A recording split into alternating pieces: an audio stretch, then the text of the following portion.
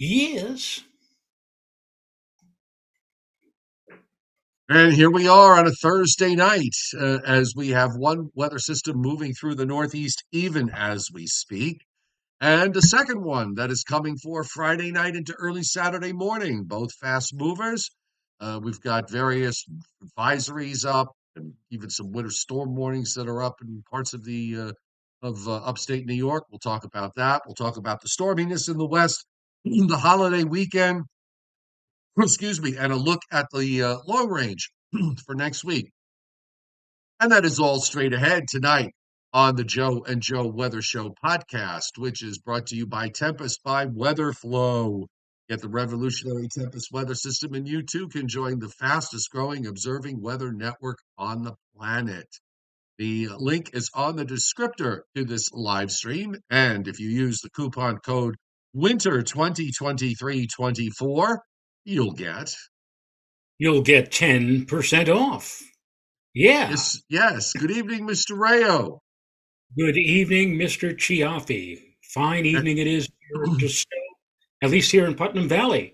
It's snowing right now. Not sticking, but it's snowing. It is, yes. And Joe's going to take us on a tour of local radars tonight. Good evening to everybody on the chat board. And those of you who aren't on the chat board but are watching intently in the background, welcome to tonight's Joe and Joe Weather Show podcast on this Thursday night. We suggest that you would like to join the conversation, to jump on the chat board, use your Gmail account to subscribe to my YouTube channel, and you'll be able to do that. And also, turn your notifications on, so this way you know when the Joe and Joe Weather Show podcast is on, which is usually Sunday through Thursday at 7:35 p.m. But we are going to have a schedule change. We will be on tomorrow night at 7:35 p.m. and we will be off on Sunday. So just mark that down. There's no show on Sunday, and there is a show tomorrow night. And if you like the show, hit the like button. Take us to 100 likes because Joe has a bell that he wants to toll, and toll he shall. So let's take a look at what's going on tonight, because we do have a low that is moving across upstate New York. It's got a nice little southern tail to it, and it's brought some precipitation down. So since the screen is already set, have at it. Joe Rayo is going to take us on a radar tour. It's so exciting.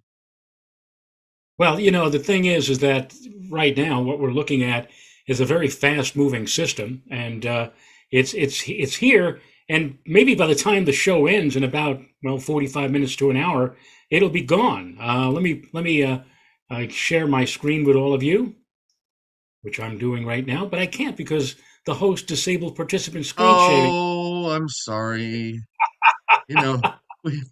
One does so many things on this end, one often forgets to do the most important thing, which is to allow you to share. But it's all ready to go now. Now we're ready, and here we go. And I hope it's now on all of your screens. If it's not, and it is, it should be coming up very quickly. This is the Upton radar from eastern Long Island, and you can see that how quickly everything is moving. Of course, the shades of green are indicating moderate activity, but look how quickly this is all moving. I mean, I live right about over here, right there where the tip of the cursor is, and for all intents and purposes, this thing has moved on in, it's moving through, and it'll be over with within the next probably 20 or 30 minutes as it all shifts to my east. And there really is such quick movement that if you pick up a coating out of this, congratulations. You probably will be seeing, as much as you're going to see out of this. Not really a major system, but it is moving quickly across from west to east. And by the time we get to later this evening, toward midnight, the skies will be... In fact, I'll tell you what, Joe, I took my dog out about 15 minutes ago, and it was snowing lightly, and I was also able to see the moon and even the planet Jupiter through the cloud cover. And so once we get the snow clouds out of the way, it should become mainly clear for the rest of the night. The thing that everybody, everybody look out the window and say, oh, it's snowing again. Oh my goodness, it's snow. No, the snow is not the big story tonight. The big story is going to be, as this disturbance moves on by, the winds, which are going to crank up. They'll shift over from southerly into the west-northwest, and after midnight into the first part of tomorrow. And this is especially true for all of you who are going to be heading out to work and school tomorrow morning. You're going to be going out in the gale. I mean, the winds will be gusting past 40, maybe even 50 miles an hour. So be advised. I mean, later tonight, that wind may even wake you up. And I hope it doesn't cause any power outages, because it is going to be a very strong and gusty wind. So that's the snow for the moment, as seen from Upton. Let me take another view. Let's go up to the county airport, or the Albany County Airport in Albany. Come on. There we go. Took long enough. And you can see the snow is a bit heavier up here. Up in this area, I would venture to guess that snowfall actually is on the order of maybe 1 to maybe 2 or 3 inches accumulation, in spite of the fact that it is moving very rapidly, very quickly along from west-east. But even up there, the snow, whatever it is, will end in the next hour or two, and it'll probably become mostly clear again by midnight tonight. This is an event that is favoring northern areas. For example, we check out Binghamton. Here's the Binghamton radar centered right here, and you can see that in Binghamton, it's all but over with now. Everything is shifted off to the east, and again, maybe a few renegade or leftover flurries, but other than that, it should be pretty well all over it in Binghamton. And if you go further south, down toward Philadelphia, whoops, I'm terribly sorry. Data unavailable for requested date and time. So whatever reason, they don't have the next rad for Philly. Let's go further south. Let me see if I can get on the same thing for Atlantic City. Oh. It looks like all the radar sites to the south are inoperative. Well, not at Sterling, Virginia, not at the Washington, D.C. site. You can see some scattered flurries here and snow showers, but even that is beginning to break up and move east with time. So, How about again, the Boston not radar? The Boston. Let's go to Boston, see what they have. Box. Okay, so, yeah, this stuff is heading for eastern Massachusetts. It's heading for Providence and for Boston. And for you guys in Boston and Providence, you'll probably find yourself in the snow within the next 1 to 3 hours. And again, based upon what we've already seen here in our vicinity, here in the tri-state area, don't expect to write home and tell anybody this was a significant snowfall. You might get a dusting. That's about it. Why don't you go up to north central New York, because that's where they have winter storm warnings up, east of Lake Ontario into the Adirondacks. Okay, well, this is Fort Drum, which is not too far from Watertown, New York. And you can see that there's an arm of snow that is occurring, again, immediately to the east. We're still seeing Boston. You're still seeing Boston. Well, Yes. I switched. You want me to unswitch here again and try it again here? Let me. Yeah, we still have Boston on the screen. All right. How about this? No, we still have Boston on the screen. Hmm. For some reason, it doesn't want to go away from leave Boston. All right. Well, I'll tell you what. I'll stop share. I just stopped screen share, Okay. and now I'm going to go back. I'm going to go back to Fort Drum. How's that? Which is near Watertown. Yeah, we're still not seeing it. That's really weird. Well, you know what? I can show it. Shall I? Surely. We could do that. Wait a minute. Wait a minute. How about now? Now we got it. Yes. Ooh, that's impressive. Yes. It took long enough, didn't it? Well, maybe it was Yes. all the snow that's falling to the lee of Lake Ontario that caused the delay in this. But yeah, you could see it is an impressive area of snow, and this area is probably producing at least an inch or 2 or 3 inches, in spite of the fact that it is moving fairly quickly.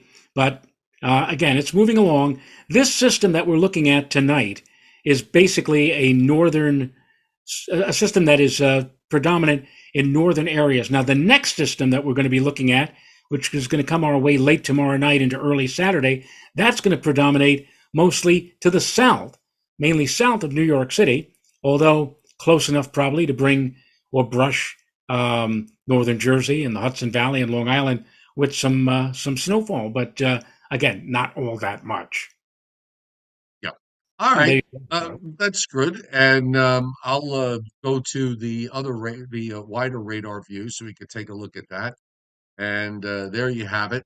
Uh, what's on the southern end is almost, I mean, it's basically frontal, but the radar, yeah, pretty loaded up there, all the way up into northern New York, getting ready to move into Vermont and New Hampshire as well. So that is that's our first weather system that goes through, and as Joe said, the wind is going to howl in short order behind it. They have winter weather advisory. I'm sorry, they have wind advisories up for northern Connecticut, the Hudson Valley north of Route 84, Joe. So I guess the wind will howl until it gets to Route 84, and then You know what's starting the with, funny thing?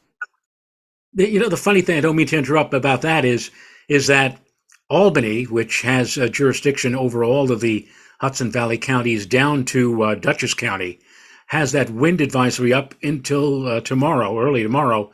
And if you look at the forecast, the text forecast, they have winds gusting to upwards to 40 miles an hour. Meantime, New York City is calling for winds gusting to 45 or more for southern Westchester, for example. And yet, even though those winds are presumably going to be stronger than areas inland to the north, they have no wind advisory posted. I don't understand the weird, criteria.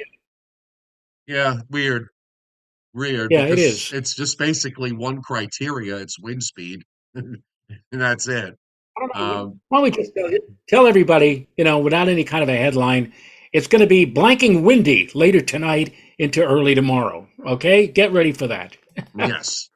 So we also have winter storm warnings up for north central New York, and you can see the advisories that are up for Vermont and New Hampshire and into southern Maine.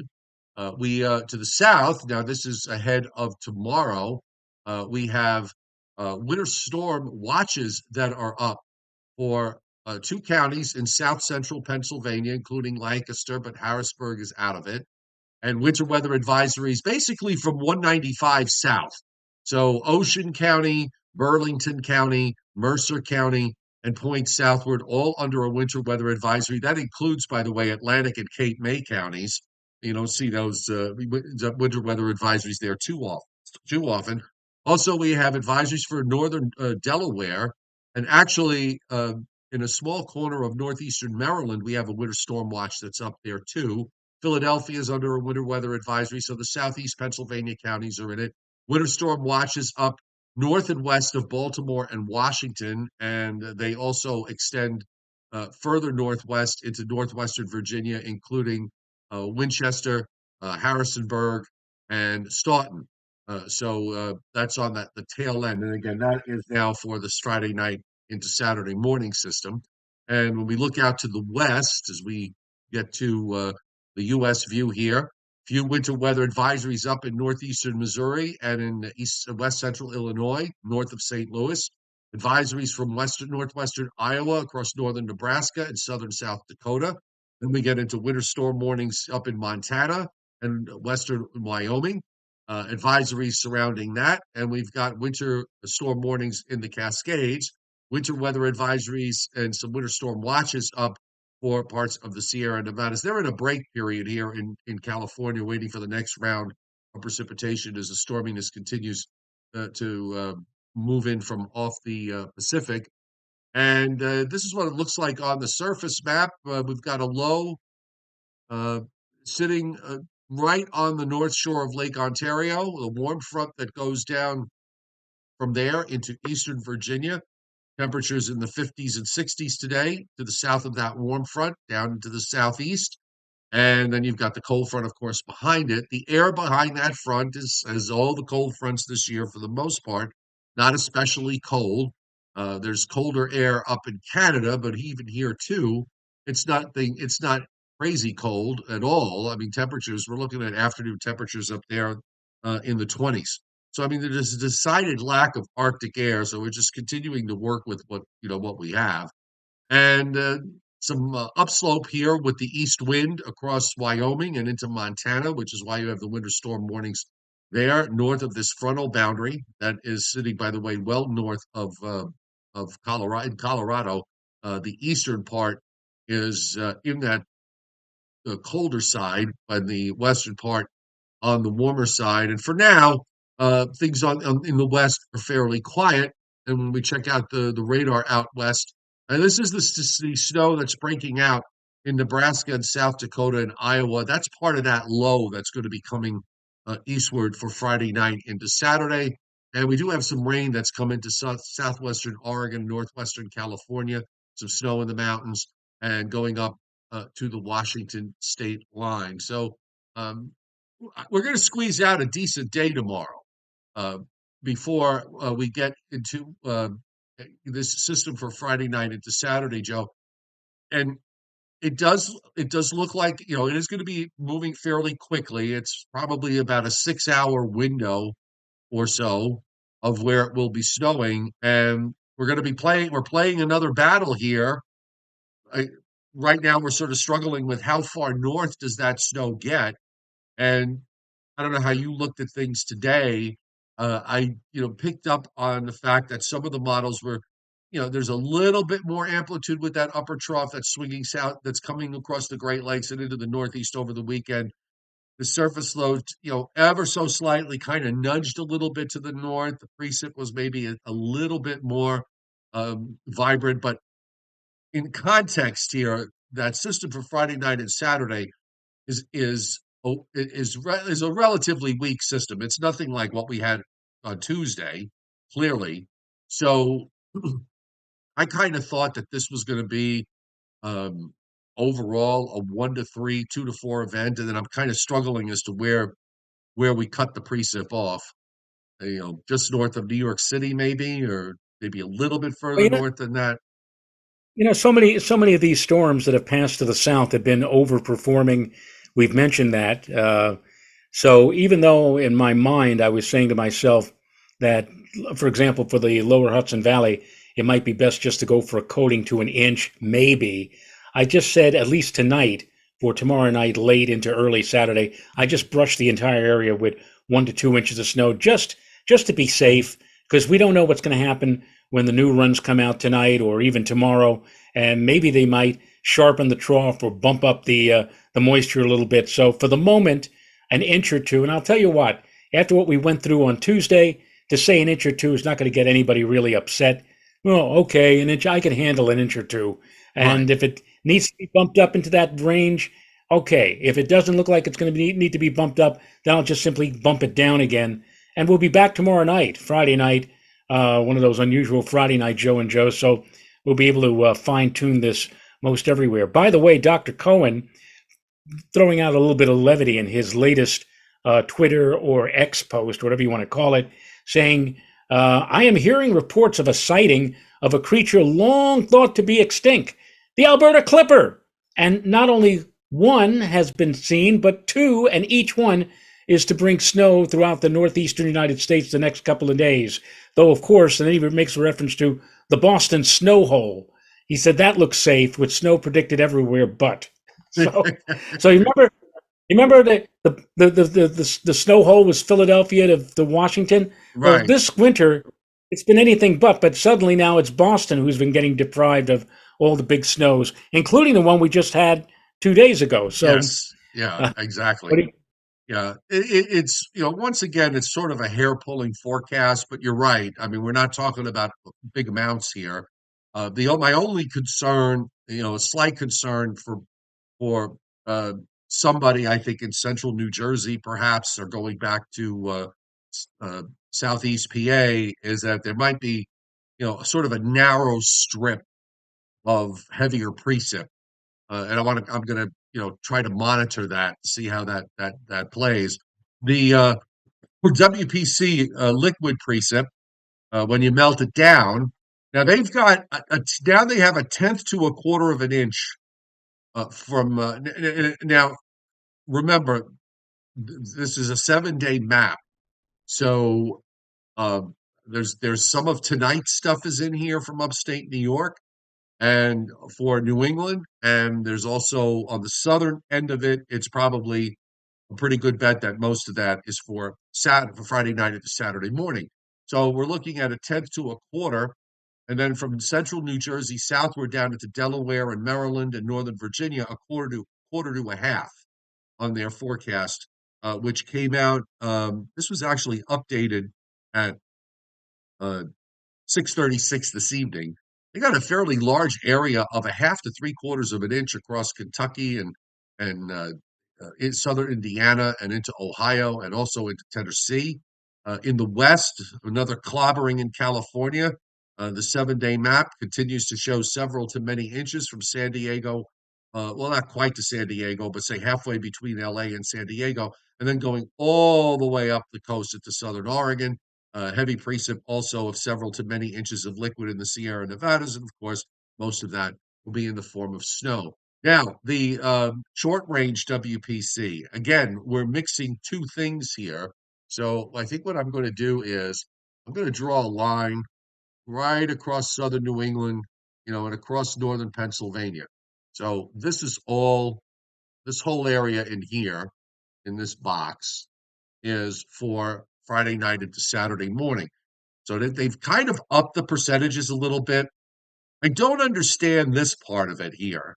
Why would you have a 40 to 50% chance for at least two, and for northern Long Island and northward, believe it or not, but down in here they've got it's a 30 to 40% chance.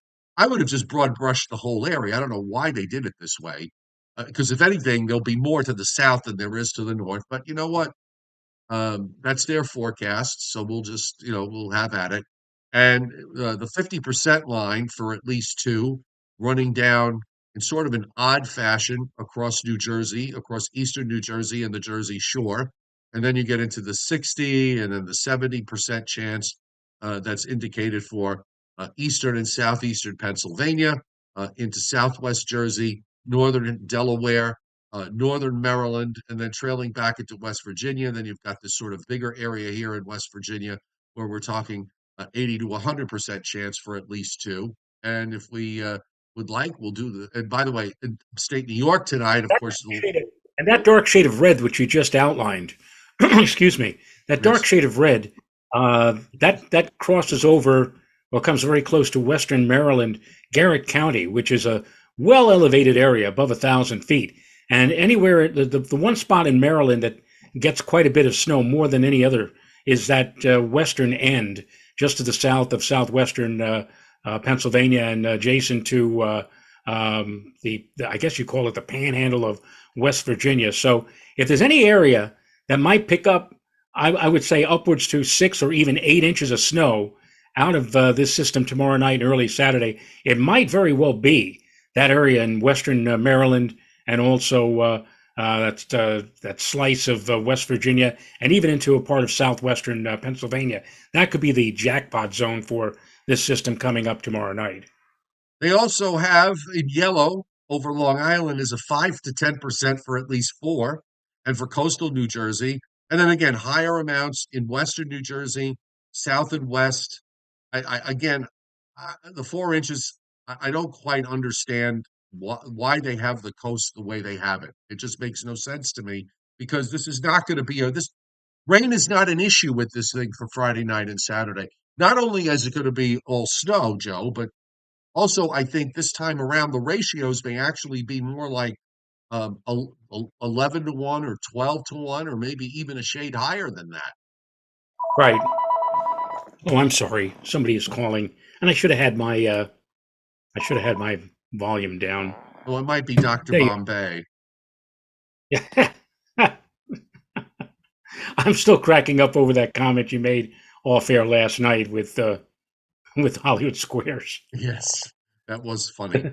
Um, by the way, WPC in the West, and again, this is 72 hours. You see where the likelihood for four is, and it especially covers Western Wyoming, South Central Idaho, and also in the Cascades in Oregon, and some higher probabilities being indicated in the Sierra Nevadas. Johnny Quest, thank you for hitting super chat tonight, and he says his local forecast in Northwest Virginia, where he is, going for 4 to 8 inches I wouldn't in northwestern Virginia, where they have the winter storm watches up.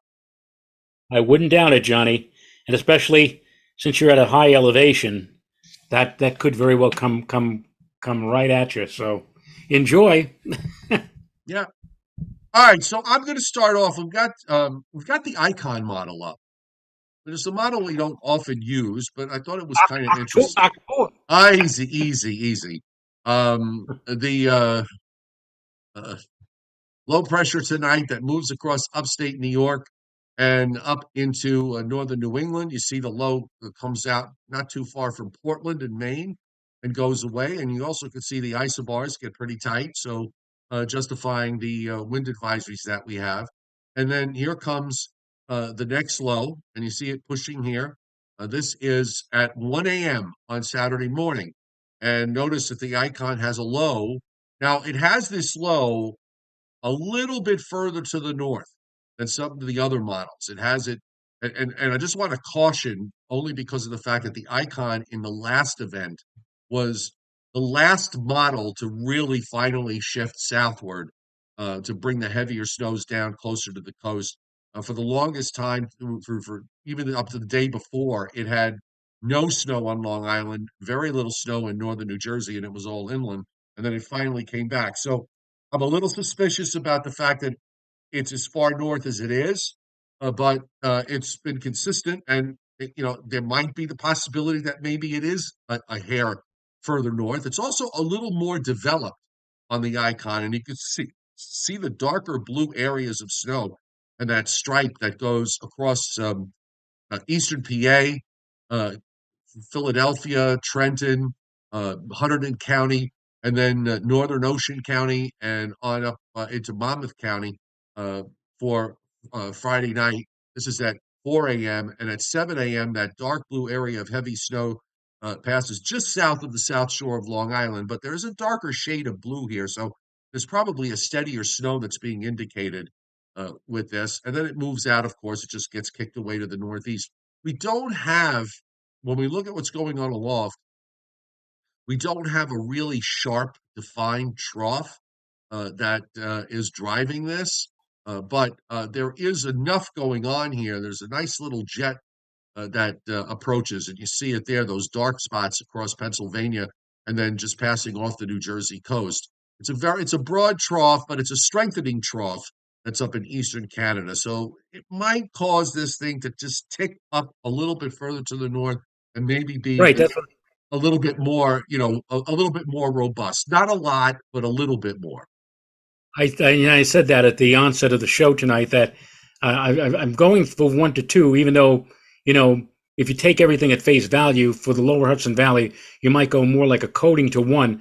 But I'm doing that because again, a lot of these systems that have passed to the south have overperformed over the last month or two, and also as you just pointed out, Joe, that trough is just a little sharper than previous runs, and you don't know what tonight's run and maybe tomorrow's run is going to indicate. And maybe, just maybe, a lot of those forecasts for just a coating or hardly anything in areas, let's say, north of New York City, may have to be bumped up tomorrow night. We'll see. Well, here's the GFS, and the surface low on the GFS is further south. It's in North Carolina, west of Raleigh, Durham, and then it just kind of goes straight east northeast. So the northern edge of snow barely gets to New York City and maybe to Westchester County and Long Island briefly, and then it goes out with the heavier snow further south. We know the GFS likes to suppress, so maybe it's too far south. Maybe it's just a little bit overwhelmed with the colder air that it's showing behind it. We'll see, and we can take a look at the European. Now, the European, remember, this is not going to show snow; it's showing just precip amounts. But this is the 18Z European, and you can see on the 18Z European, the surface low is closer to where the icon has it. It actually takes the low over Chesapeake Bay, and then suddenly it takes a jump to the east. But it's got that darker shade of precip, getting up just to about New York City and Long Island for a brief time before it finally pulls out during the morning on Saturday, and then goes about its merry way. I did do a snow early call, and this is what I have. Uh, you should be able to see it on the screen shortly, Joe. But I kind of use your logic. I have a trace line that runs in southern Putnam County, Maybe I could have put it a little further north, but I just sort of went with that. And then I have a You one have inch. you have the trace line right over my house. I know. Well, I, I like to do that. Um, yes, but the 1 inch line is in northern Westchester. And, right. interior, just maybe I think maybe around Route 15 in Connecticut, and then going into northern Westchester, and then just kind of clipping into northwest New Jersey. I put Long Island. I put a 2 inch line along the North Shore, and I put Long Island in 2 inches. I put New York City in 2 inches. I put you know south of Route 80 down to about 195. I have a band of 2 to 3. And what I'm thinking of is that, okay, maybe a slight tick further north tonight and tomorrow on the models will help me feel better about this. Because every time I do a snow map, right after I'm finished with it, I always get that pit in my stomach that says, "Well, you should have done this, you should have done that. You went too high, you didn't go high enough." So we'll see what happens when we look at models tomorrow. But I did have this zone of 3 to 4 inches from 195 south, a little bit less in southernmost New Jersey. I could be wrong. This could be one of those things where the max amount gets, Atlantic City winds up getting a sizable snowfall. But 3 to 4 is my max here, and it covers much of eastern and southeastern PA, northern Delaware, northern Maryland, northeastern Maryland, just north and west of Washington, D.C., Baltimore. And then I went for lesser amounts, of course, going further south. I mean, it's not like the map the other day that I had to struggle with 6 to 10 and where was I going to put it and how high do I go? This is a little different. Your mindset's a little different with these smaller systems.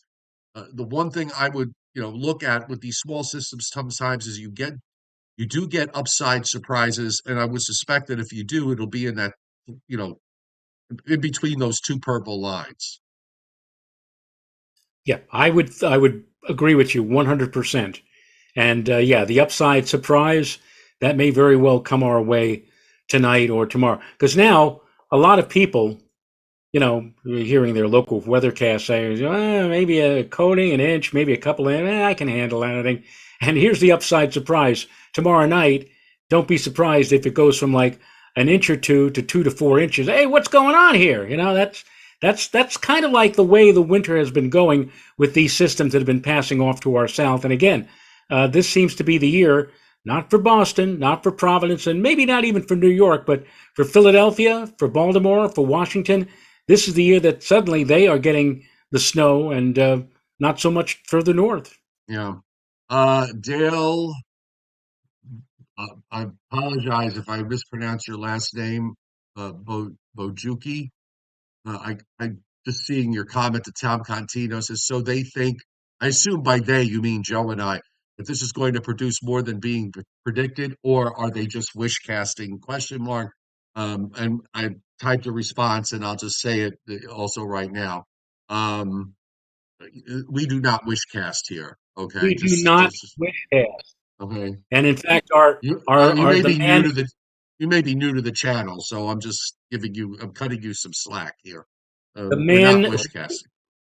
the man who we honored and the man who we grew up watching and trying to emulate, Alan Casper, who still to this day, I think, is the best weather synoptician and probably one of the best forecasters in the New York television market, always used to say, especially in a situation like this, there are some forecasters who forecast with their heart, and those are the snow weenies, I guess, and others who forecast with their head, the ones who look at everything and try to put out as good a forecast as you could possibly get. So no, we don't wish cast. We're not forecasting with our heart.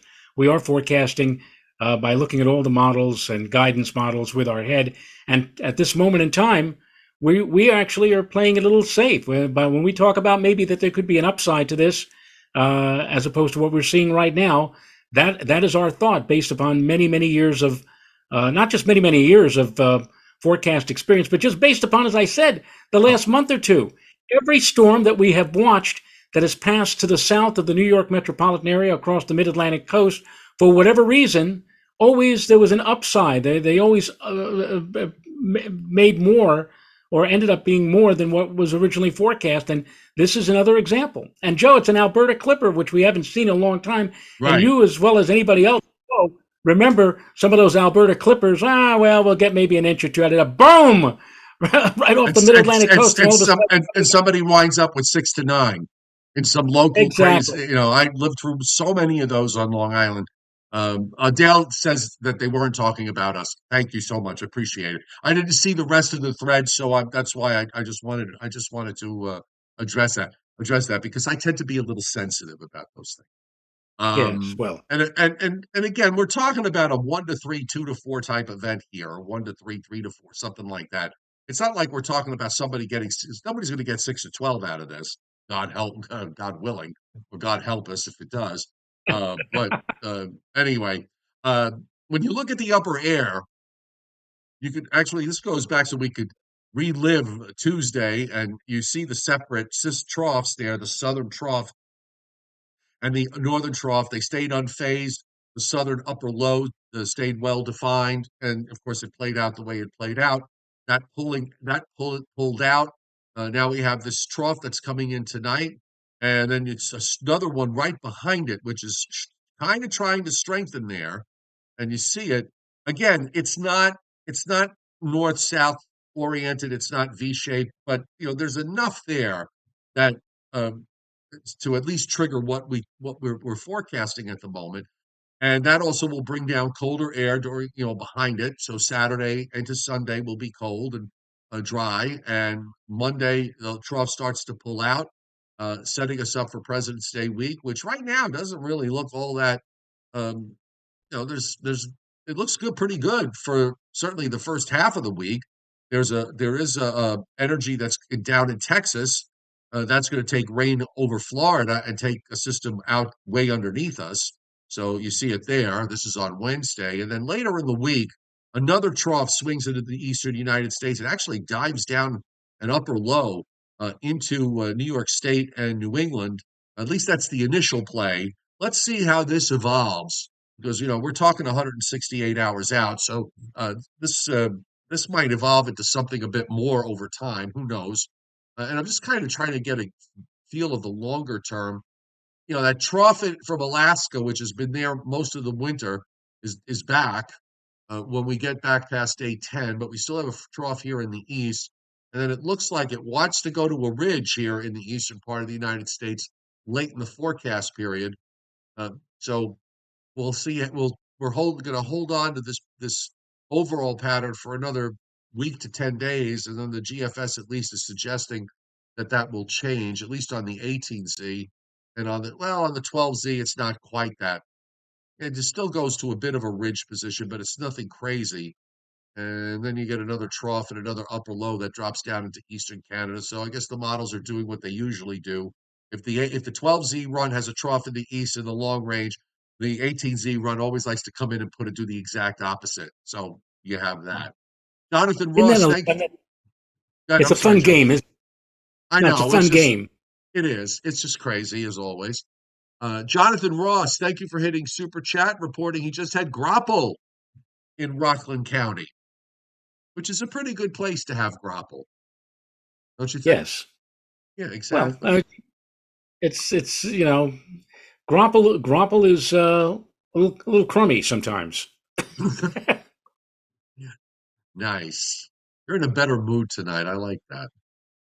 Well, I just came back from visiting my grandson, so that Yeah, that puts you in a that good mood. that puts everybody in a good mood who's in the grandmother or grandfather position. Right, And especially when they're crying, because then you can just give them back. Yeah, you know, here's and your my, here's my your son kid. my son is yesterday. I had to take him to pick up his car at a dealership, and he was telling me, he says, "My God," he said, he was crying all night. I had to 2 o'clock to 3 o'clock. I'm trying to feed him, and then I put him down. He starts to cry again, and then I gave him back to Lisa, who's his wife, and I just like smiled as I'm driving him, and I saying, "Been there, done that." And by the way, you who are telling this story was among those that made the same kind of stuff for your mother and for me. So Now it's somebody else's turn to do that, Ex- but still, you get all the when you're a grandparent, you get all the good stuff.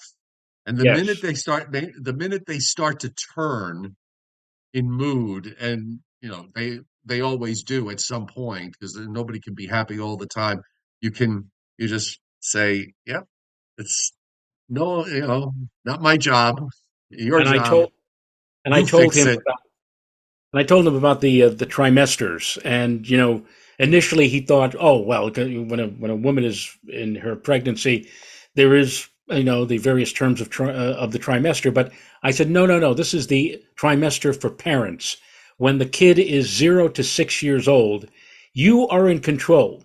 Anything you tell that kid, he will believe. You are in total and complete and utter control, and there is no questioning. When the kid is 6 to 12 years old, suddenly, based upon what he's hearing from other kids and what he's watching on television or whatever, maybe mom and dad pulling my leg, or maybe I know a little bit more than they do on some cases. And sometimes you'll tell them to do something and they say no, or I don't know if I'll do. And then forget it. When they're 12 to 18, they know everything. You know nothing. Right, And right. and then after they're 18 years old, the only time they come back, hat in hand, or with their head down, is when something is really bad and they need money, and And that's that. that's it. That's a trimester of parenting. So All right. We've got Briller Jeopardy tonight. Oh, and Tom Contino, by the way, pointed out that this was the first time that we've had two snow events in 1 week since 2021. and I know that's making everybody. I have not heard, by the way, I have not heard of a single person in recent days posting on the chat board, winter's over. That's it. Give up. We'll start again next year. And by the way, Joe, belated ringing of the bell. We're over 100 likes. So, Awesome. so there you go. Okay. Everybody ready for tonight's Briller Jeopardy, I Before hope? we get to before we get to Brother Jeopardy quickly, did we touch upon what might happen late next week? Because I noticed that the Climate Prediction Center has placed much of the Northeast in a slight chance for heavy snow from the In- 22nd to the 24th of February, including including the coast? including let me. Can I share this map, Yeah, or go ahead. let me hang on? I just want to show this to everybody. I want to get all of your mouths watering with excitement here. And again, this is not Joe's forecast or my forecast. This is the forecast of the Climate Prediction Center. And I'm going to share it right now. Da, da, da, da, da. And here you go. This is the risk of heavy snow, valid from February 23rd to Leap Day, February the 29th. And in this whole area that you see here, yes, Joe, as you can see, it includes not just the Boston whole area, but all of New England, New York State, much of Pennsylvania, except down to about South Jersey. South Jersey is out of it. And then this trail that goes down the Appalachians to about southern West Virginia. This whole area, slight chance for heavy snow from February 23rd through February 25th. Now, the 23rd is a week from tomorrow. The 25th is a week from Sunday. And I looked at this and I said, well, what are they seeing here? Why are they doing this? And very quickly, if we change this map up, hang on for a second. Let's go back to tropical tidbits, and let's go to the Northeast. And I'm going to go to the 12Z GFS. Right. And And we'll then run you it. sh- and then you should switch to the European because the European's Yes, got a different look to it. exactly, precisely, Robin. The 12Z GFS has a area of rain moving across the area from late Thursday night, Friday morning through Friday, and then pretty much by Friday afternoon, everything is gone. Everything is moving on out. And again, notice it's primarily rain, not snow. But as you pointed out, Joe, the European, now we're already into the 90-hour operational. So why don't we just go to the 12Z instead of the 18Z? And you're absolutely right. When we go to the 12Z European, Why don't you and move switch to the eastern region instead of the tight northeast? Switch to the eastern region very good. because that'll give you a wider view, and then you can pull the map up. And again, the European on tropical tidbits does not show precip type. Right. But you can see that they have this system moving across the Tennessee River Valley, moving off the mid-Atlantic coast, and then suddenly going, and all of a sudden the low at 12Z Friday is somewhere in eastern North Carolina. And then obviously there must be some kind of a rapid intensification or a lateraling of energy over to the area off the Jersey coast, because by the time we get to 18Z Friday, bang, we already have a storm that's now just south of Cape Cod and the islands. And but look, all the precipitation is now moved offshore, and pretty well is offshore by 0Z Saturday, which would be 7 p.m. a week from tomorrow night, the 23rd of February. So that's so much different than what the GFS is indicating. The GFS had maybe a little bit of bagginess to the isobars, but didn't have really any kind of a closed system to show. So it'll be Right. interesting to see. It'll be interesting to see, number one, if there is indeed some kind of a coastal system, and number two, we've got a full week to worry about this, whether or not in the days to come, whether or not the system that is now projected to be well off the coast by late Friday night or late Friday evening is going to be moving more to the west or more to the east or a bit more to the south and east or whatever. So this will be an interesting time frame to watch for the end of next week as to whether or not we do see any kind of a storm. And again, if it does take this kind of a track, it may very well be cold enough for some snow. And I guess that's what the folks over at the Climate Prediction Center are leery of, and why they are putting us in a slight chance, putting much of the Northeast actually in a slight chance for possible heavy snow for the Well, end next week. I've got the upper air up, so we can see the difference with the upper air, and there's a an upper low that drops down east of James Bay, and then there's a short wave that's coming down on the west side of that, which starts to sharpen the trough. But it sharpens the trough right along pretty much right along the immediate coast. But this is out at 204 hours and beyond. So, Right. we know that there certainly could be changes with this. Maybe the trough axis is further west. And if you look at the GFS actually has a really it's a very strong trough that comes down on Friday and swings across the Great Lakes and actually forms a three contour cutoff in New York State, and then moves off the coast of Maine. Now, this would not be a snow event for us because the surface low would be wrapped up inland and north. But who's to say that that trough is not further west and the upper low winds up diving southward further west? I think that's what the European is kind of trying to tell you here. But the GFS is a very well defined, wrapped up upper low that it wants to bring down. So both models are showing some energy here in the long term.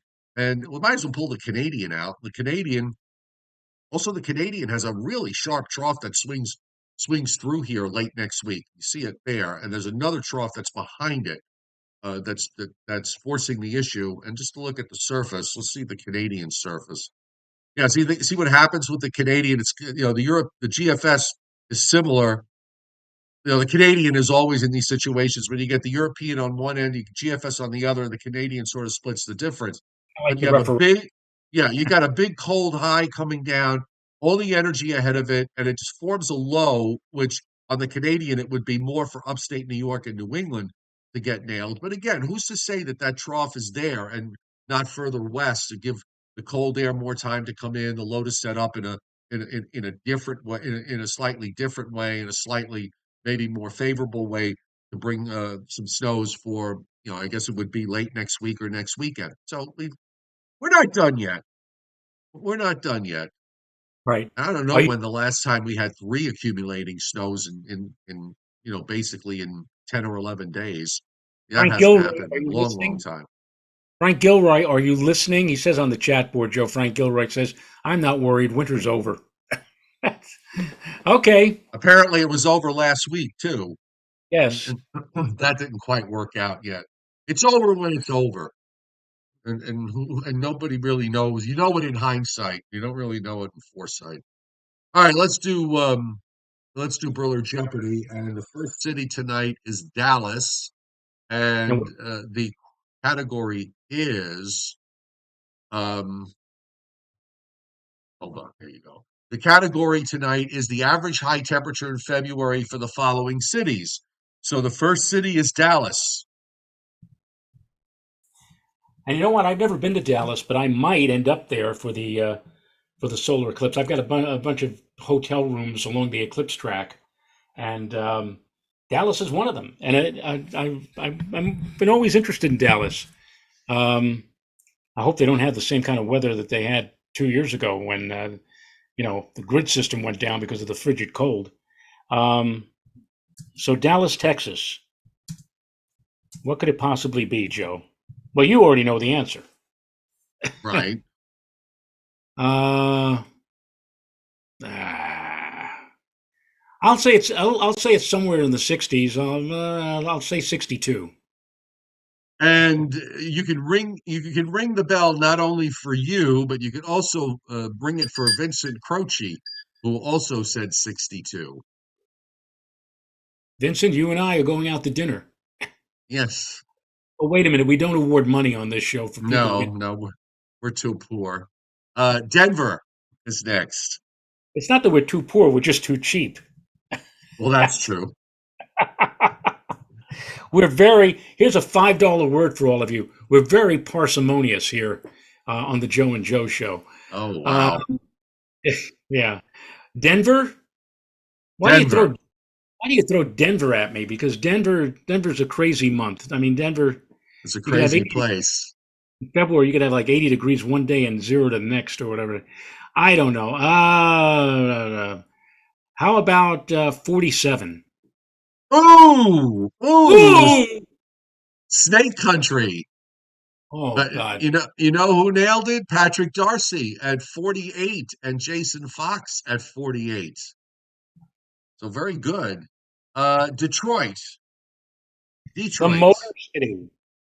The Motor City of Detroit. Ah, bah. I for Detroit. I'm thinking like place like Ann Arbor and for Flint and everything else like that. I don't know. 30. I'd like to say 33, but I think that might be a tad too cold. I'll say 36. Snake Country again, Joe. But Ah, Kenneth Rosenberg got it at 35. wow. And also Matthew Howe at 35. Next is Hartford, Connecticut. Hartford. Hartford. I, I used to listen to the Travelers Weather Service on WTIC. I used to listen to their weather forecast. Um, well, New York is like 42 or whatever, so Hartford is not too far away. 39. Ring the bell for yourself and for John Melander and Patrick Darcy and Craig Carlberg and Jason Fox and Lou Aurizio all saying 39. And the next one before the bonus is um Alano, which What? back Alano, which backwards is Honey Lulu. Hey, Lulu. Average high temperature Yeah, in in February? yeah. Uh, how about 77 WABC? A little too low, Joe. But we have a full few bullseyes. Rich Rothmansky, Matthew Howe, and Leon Probitsky, 81. 81. 81. And Lou Aurizio, also 81. Dennis Cassia, first runner-up at 80. And the bonus tonight is, I want to go here one day, but not in the summertime. Death Valley. Death Valley? Death Valley, the average high temperature in Death Valley in the month of February. The average high temperature in Death Valley. Good Lord. Well, actually, it may not be as high as you think because in February and it is radiation cooling or whatever. Um, all right, I'll say 67. Um, your logic is correct. You're actually a little too high. And everybody on the chat board, if you're in the 70s, you're way too high. But we already have a winner. Craig Carlberg tonight gets it on the nose at 63. Wow. Yeah, that's one place that can have a big spread in temperatures. And no, I'm not planning to go. Yeah, just as you said, Joe, I'm not planning to go there in the summertime. No. This Did you past know summer, that what did more they hit? people? Like, Well, it got what did to they hit? 100, 130 degrees this summer? something Last like summer? that. Something Do like you that. remember? Do you remember? And now I'm really showing my age. And they only showed this commercial during a space launch, like the Mercury and Gemini, and even the Apollo, with Gulf Oil, Gulf Petroleum. They bust a bunch of kids in a school bus to Death Valley, and the guy saying, "This is the valley, Death Valley," and but what basically they were showing is that how they could convert or find moisture and find water and convert that using a ROGA unit, reverse osmosis Gulf electronics, to change the water into drinking water. And here in the hot sun now, you're I seeing these faintly kids remember. I faintly remember that very faintly. drink, drinking the water again at Death Valley. I used to say to myself, but gee, what happens if the bus broke down? Oh God, that's an interesting question. Yes, Actually, more people. The number one cause of death of people in deserts is he's prostration. no. What? Thirst? It no. It's counterintuitive. The Well, number Tom one. Contino asked snake bites. No, it's not hypothermia. It's actually flash flooding. Really? Yeah, Well, yeah, that's right. because That when you would make think sense. about it, yeah, and even a half an inch of rain, which wouldn't be a problem. That the ground is like concrete. It's like instant runoff, and then you get water that runs off from various mountains that comes in and just fills up ponds, small ponds, and dried up lakes, dried up rivers, dried up ponds. Flash flooding is the number one killer. Yeah, I would. In thinking it over, I agree with you. I Yeah, remember going when Renata and I in 1985 BC, before children, we took a hike down into the Grand Canyon. We actually hiked like 6 or 7 miles down into the canyon. I remember seeing the sign saying, if you're uncertain about your health, do not venture beyond a certain point or whatever, because this will kill you. And indeed, it got much hotter as we descended down into the canyon. right. And don't ask either one of us to attempt that today. No way we're going Oh to do that. no. Oh no. Yeah, yeah. The temperature difference must be sizable. Yes. Okay. I guess that wraps it up for tonight. Oh, you know what? I could check really quick because I got the SREF should be out just to see, just for laughs anyway. Okay, so let's see what they're doing on the SREF, which is the plumes. Yes. Yeah, so the plumes. All right, you know what? I'll bring the map up on the screen, which I can do that. Um, and this is the snow map, and this is the only this is a 1 to 3, 2 to 4. And I mean, they've got 2.5 inches for New York, for Long Island, and it looks like three. Let me see a little close here. It's like 3.5 for New York City, and then you see the band of 3, 4, and 5 inch amounts, Central and South Jersey, southeast and south central Pennsylvania, and a 5 to 8 inch stripe up in West Virginia, northwestern Virginia, 4 inches plus. So, the plumes actually have gone up a little bit as we've gone through the day. So, anyway, we always like to look at we like to look at the SREF plumes, not so much for the numbers, but more for the trend as to which way those numbers are going. So they seem to be heading just a little bit higher than they were on the previous run. So, okay, folks. 3.03 for LaGuardia, by the way, on the Okay. plume graph. Yeah, so, and quickly for White Plains, 2.21, and if we go further north up to Poughkeepsie, it drops down to 1.29. So yeah, so I mean, if you were to go base your forecast solely on the plumes, I said like 1 to 2 for the Lower Hudson Valley. I'd go like 1 to maybe 3 now if I took all of these numbers at face value. But again, Joe, you're absolutely right. We'll take a look and see what the trends, because we know the trends are your friends. We'll see how this all works out in the coming hours over the next 24 hours and whether or not, indeed, there may be a need to bump the numbers up or maybe push them down. We'll see how things go. Maybe we'll be pushing them up in some places and pushing them down in others. And Yes. The Joe and Joe Weather Show brought to you by Tempest by Weatherflow. Get the revolutionary Tempest weather system, and you too can join the fastest growing observing weather network on the planet. The link is on the descriptor to this podcast, and use the coupon code Winter2324. If you do, you'll get 10% off. And don't forget, we're on tomorrow night. We will be on Friday night, which normally we don't do Fridays, but we're on Friday night at 7:35 p.m. Eastern Time.